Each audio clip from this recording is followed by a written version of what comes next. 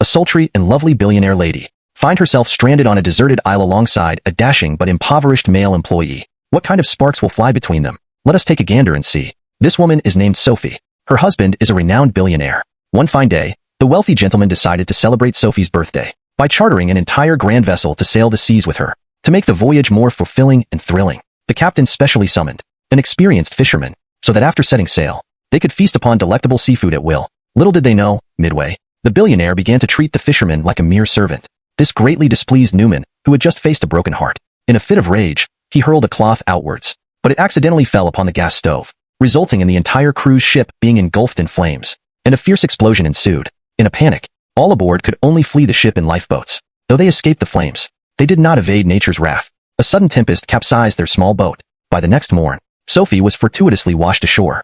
He thought he had at last been saved, but to his dismay, he found himself on a deserted, uninhabited island. The captain who had come along had long since perished in the depths. The billionaire husband was nowhere to be found. Only he and the temporary worker Newman were marooned here. As evening fell, a torrential downpour began. The temperature plummeted. Newman had no choice but to remove his garments and drape them over his lady boss. By the next morn, after a night of toil, both were weary and famished. Newman ventured into the sea to gather some seafood, but here, they couldn't kindle a fire to cook. Faced with a pile of raw and cold provisions, this lady, accustomed to mountain delicacies and oceanic feasts, found it hard to swallow. Before long, Sophie began to fret over their impending survival, surrounded by endless sea on all sides, utterly desolate, uncertain when rescue might arrive. To be safe, the pair decided to erect a temporary refuge. Thereafter, they divided their labors. Sophie went to the shore to gather useful supplies, while Newman took charge of chopping branches and trunks to collect fresh water essential for survival. They even dug a small well in front of their shelter. Working hand in hand,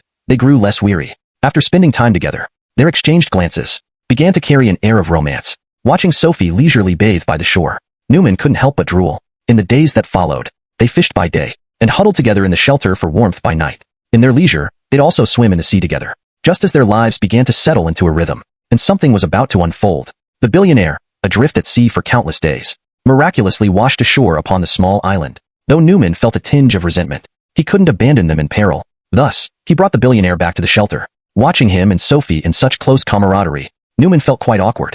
After all these days he was absent, Sophie had been sleeping beside him all along. Though they hadn't crossed that line, they were inseparably close. The next morning, upon waking, the billionaire beheld his wife frolicking with Newman by the seaside. At once, he feared he had been cuckolded. Thus, he took it upon himself to stir trouble. He secretly kindled a heap of flames with a lighter, then mocked Newman for not even knowing how to kindle fire by friction, calling him a mere novice. After speaking thus, he feigned flirtation with Sophie, declaring his claim upon her openly. Newman had no retort. With no choice, he turned and departed. After his exit, the billionaire resumed teasing his wife. He remarked the scenery here was splendid, with both handsome lads and fair maidens. Surely, you two must have been quite merry these days, even choosing to reside together. Sophie hurriedly explained it was merely for mutual warmth. Necessitated by survival, there was no other way. Not as helpless as you might think. But the billionaire did not believe it at all. Taking an opportunity, he deliberately only invited the two of them.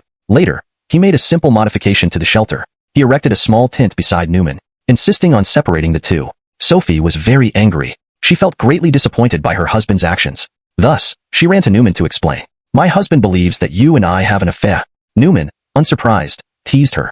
Had I known, I should have dealt with you already. After all, you have been wrong. Seeing the two of them talking beneath his very nose, the billionaire angrily approached. Keep away from my wife. Thus, a fierce quarrel ensued between them. Newman, infuriated, spoke his heartfelt truth. I still have strong feelings for Eva. After this incident, both parties completely parted ways. Sophie was helpless. She had no choice but to return to her husband's side. Without his providing food, the billionaire intended to fend for himself and strive diligently. He tried fishing like Newman, but after much effort, he caught not even a single hair. Finally, beneath a tree, he found a small crab. Sophie looked disdainful. Thus, the billionaire had no choice but to eat it himself. As a result, he suffered from vomiting and diarrhea, almost losing his life. Meanwhile, on Newman's side, he feasted on plentiful fish and meat, even drying some for later. Life was indeed comfortable. He also took advantage of the billionaire's absence, inviting Sophie to share a grand meal together. Initially, Sophie did not wish to disappoint her husband. She declined his good intentions, but her stomach was too hungry. Finally, upon Newman's persuasion, she could not help but walk over. After eating and drinking to fullness, the two began to woo each other. Their affections rapidly warmed. Upon leaving, Sophie even took the initiative to kiss him. Meanwhile, the billionaire, fishing in the sea, was utterly unaware that he was truly being cuckolded. Before long, the billionaire returned with 2 small fish fry. However, before Sophie could begin to complain, the billionaire discovered that he had just eaten something. Thus, he questioned where the food had come from. Seeing that the truth could no longer be hidden, Sophie had no choice but to lie, claiming that he had stolen it from Newman. However, Newman, seeing the commotion, did not mind the trouble, saying that if his wife wished to eat, she could do so freely, but the billionaire should not. The next morning, the billionaire continued to take his wife to fish at sea. Unexpectedly, he inadvertently saw Newman lighting a bonfire. He concluded that the other party must have stolen his lighter. Thus, angrily rushed over to extinguish the fire. The two engaged in a fierce fight. Sophie hurriedly intervened to stop them. However, to punish Newman, the billionaire forcibly took away one of his large fish. Now, he could finally have a hearty meal. The next morning, while Newman was still dreaming, the billionaire stealthily took his swimming goggles and harpoon, then ran to the reefs to fish. With the aid of equipment, this time, the billionaire finally did not return empty-handed. He caught a large fish. However, upon returning to give back the equipment, Newman behaved unusually. He did not blame him for using his things. Instead, he gave the billionaire a slight smile. The billionaire, like a hound, smelled a different scent. Thus, before he could boast of his achievements to his wife, he hastily asked what was going on. Because today, Newman looked unusually calm. Sophie could not keep secrets from her husband.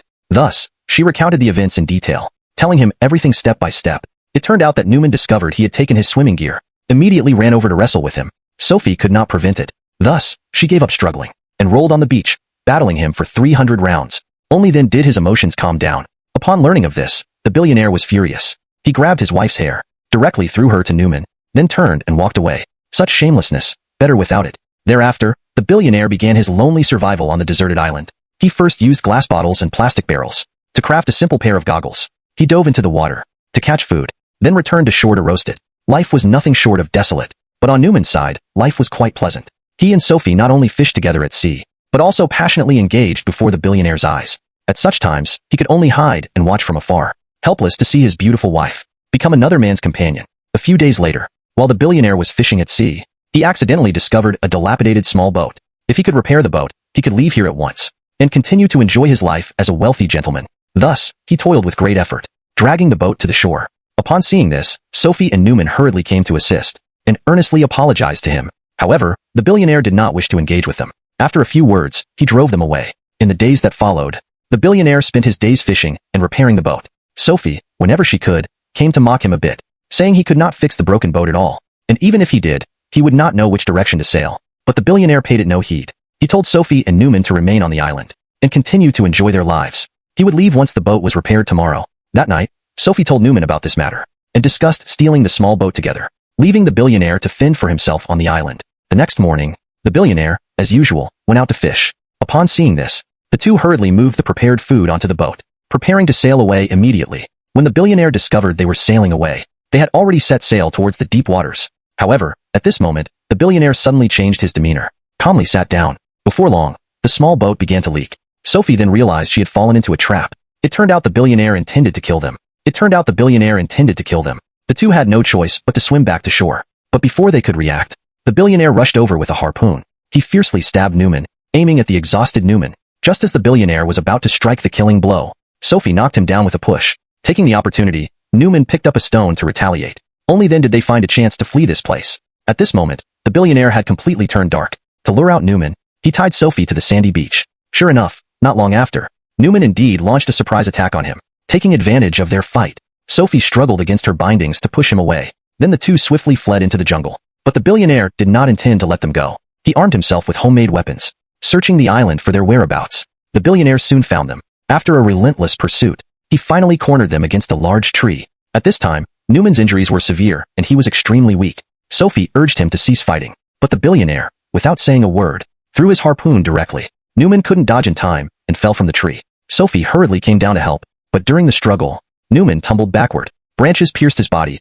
causing his immediate death. However, the billionaire did not kill his own wife. The two continued to live on the small island. Time passed without them knowing how long. One day, Sophie was sleeping, when suddenly, the sound of children speaking reached her ears. Sophie looked up, greatly excited. It turned out that a family of fishermen had set out to sea and found her. They took the opportunity to rescue Sophie. At this moment, the billionaire happened to be fishing at sea. By the time he saw the fishing boat, it was already too late.